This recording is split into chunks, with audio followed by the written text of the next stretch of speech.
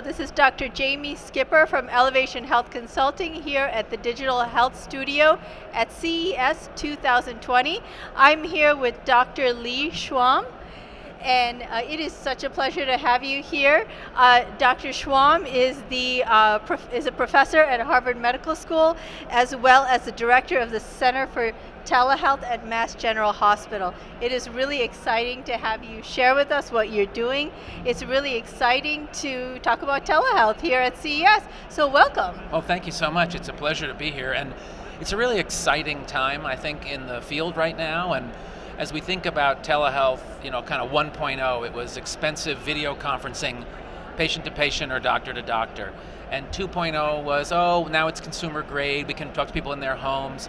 I think 3.0 is really, it's really virtual care writ large, wearables, synchronous and asynchronous exchange of information, and really trying to take advantage of the framework of interoperability that we've been trying to build, and really expanding the idea of what counts as data that needs to be shared between us.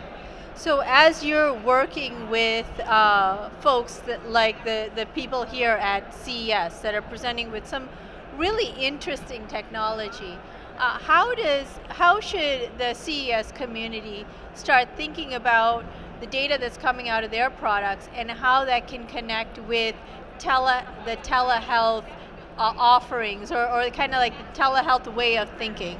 I think it's really important to realize that just because you can capture the data, it doesn't make it inherently valuable. I said in the session, there are 10 billion conversations happening at this meeting, these 3 days.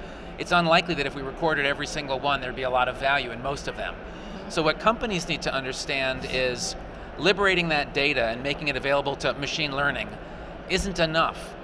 We have to figure out how to map that data into information that we can then use to understand how it affects actual outcomes for patients.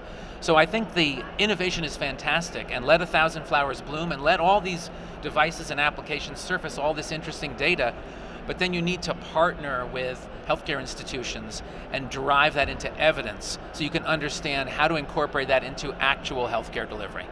So let's talk about telehealth in general. Telehealth before used to be more of a concept that folks thought about in terms of rural health.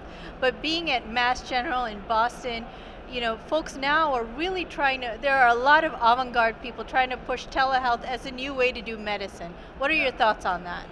Well, I think that, 10, 20 years ago, you would have said that mobile banking was like some new other financial element, and would it ever become part of the establishment? Now it is banking, right? Absolutely. Who goes to the bank anymore except for a loan or a complex transaction? So we need to capture the value that can be gained from not having to have people in the same place at the same time. We don't need buildings as big, we don't need parking lots as big, we don't need cafeterias as big, we don't need to all be in the same place at the same time.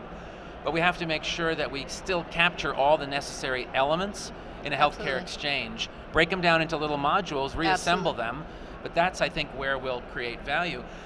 I think the idea that telehealth is something different than healthcare, it's just another way to deliver the same healthcare. Absolutely. Hopefully in the future with a little more support from bots, from remote process automation, from machine learning algorithms.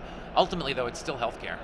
So in terms of designing product design and working with business development design, what is one thing that you really want the CES community to take to heart as they're building their products towards what can be really the future of telemedicine? I think there's a real issue here around privacy and data and the ownership of data, the rules around data. We need a whole new playbook, because consumer grade wearables and other things, smart beds, smart toothbrushes, whatever, they capture a lot of information about people that they may not want shared in other contexts. And they may not want linked to other data. And so I think what we need to build in are safeguards and clear mechanisms for secure connections to transactions between data and audit trails, so I can understand where my data goes in the same way I can understand where my blood sample goes. That's a really great message and really valuable for the CES community to take to heart. Well, thank you, Dr. Schwamm, for joining me here at the Digital Health Studio. Well, thank you so much. It's a real pleasure. And again, this is Dr. Jamie Skipper from the Digital Health Studio, CES 2020.